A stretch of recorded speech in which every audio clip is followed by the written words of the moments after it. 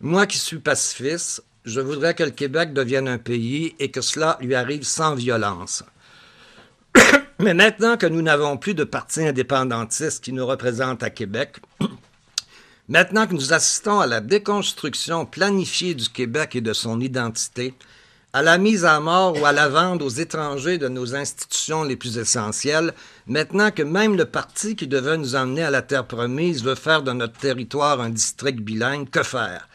Nous laisser assimiler dans la schizophrénie en contribuant nous-mêmes à cette assimilation? Mon désarroi est grand, je vous l'ai dit, et c'est ce désarroi que j'ai d'abord exprimé dans la grande tribu, c'est la faute à Papineau. Peut-on se libérer du joug des répressions, celles des autres comme celles qu'on cultive en nous, au point d'en être devenu schizophrène sans vouloir l'admettre?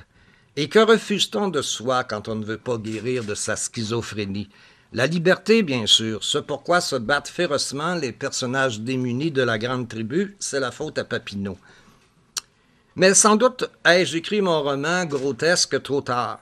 La partie est peut-être toute jouée déjà.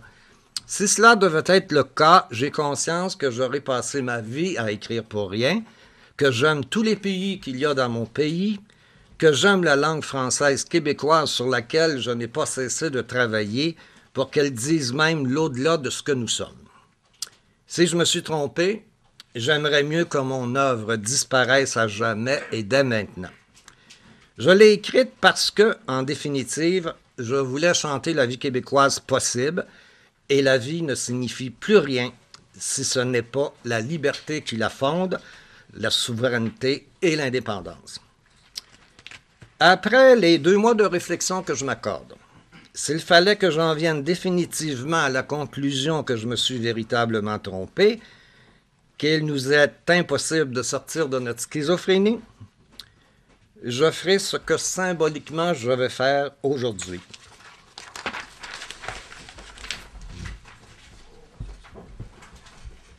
Je vais brûler dans mon poêle à bois non seulement la grande tribu, c'est la faute à Papillon, mais tous les ouvrages que j'ai écrits. Moi, c'est 20 valeurs, je ne veux pas me survivre juste pour moi-même. Je sais trop que si le génie existe, il n'a rien à voir avec l'individu, mais tout à voir avec la société qui le porte et qui le porte. Sans véritable patrie, sans liberté, sans souveraineté, sans indépendance, l'individu n'est qu'une statistique et les statistiques ne sont que le débris que laisse derrière elles l'histoire des autres. Moi, ça ne m'intéresse pas pantoute de devenir un débris de l'histoire des autres. Voilà.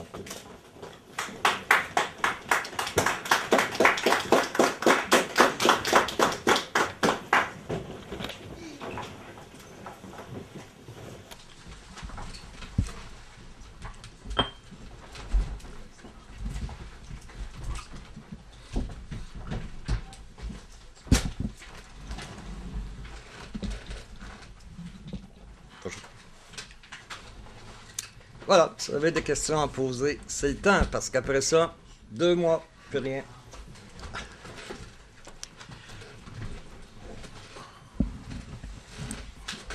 Si je comprends bien, à la fin de votre réflexion, dans 2 mois, si tout ne va pas comme vous voulez, c'est quoi? C'est un grand feu de joie que vous mettez ici dans vos livres?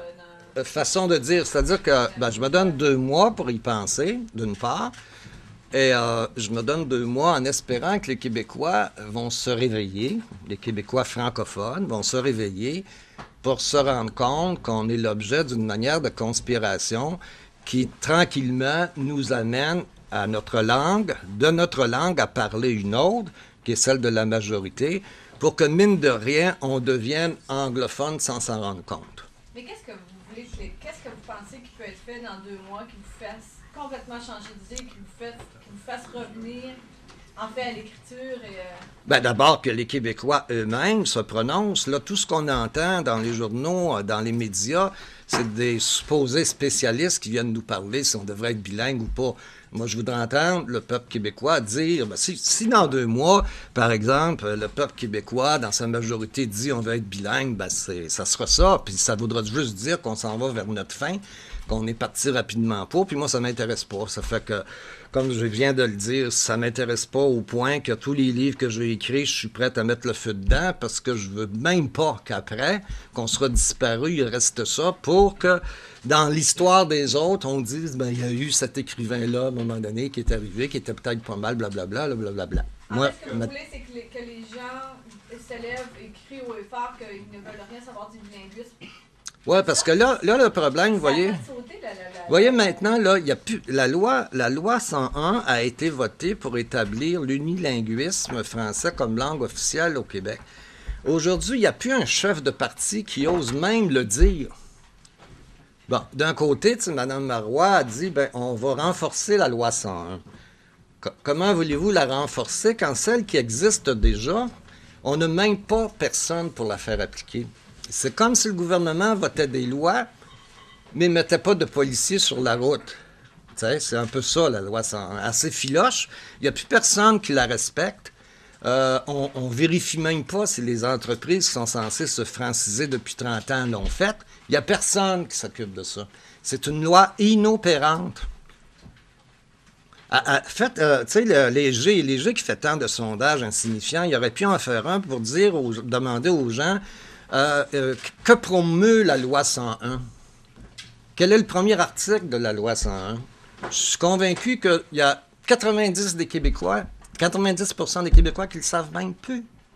C'est grave, ça. Est-ce que vous songeriez à quitter le Québec? 2 mois. Pour la France, il paraît que c'est populaire. Non, je n'irais pas. Si j'avais à quitter le Québec, je peux vous dire que je n'irais pas en France. Ça, c'est certain. Pas parce que je n'aime pas la France, mais pour toutes sortes de raisons, j'irais ailleurs. Ah. Ça fait-tu partie de vos jongleries? Oui, ben moi, vous savez, je suis... Jean-Paul Sartre l'a dit, on n'est jamais assez radical. Et je trouve qu'il y a raison. Que si ici, on ne fait pas des actes limites, il n'y a rien qui se passe parce que les gens sont endormis. Même les gens qui devraient se révolter un peu contre le système, contre les systèmes qu'on a à toutes sortes de niveaux, ne le font pas. Puis ça, c'est le signe d'un peuple qui a abandonné. Et on le voit d'ailleurs au niveau politique. Les 3 partis, ils se lancent la balle. Un veut faire ci, l'autre veut pas faire ça. Puis au fond, c'est correct, on va s'entendre. Puis il n'y a rien qui se passe, il n'y a rien qui se fait. Et comme je vous dis, en plus, on est en train de défaire toutes les infrastructures qu'on a mis 40 ans à faire. Tu sais?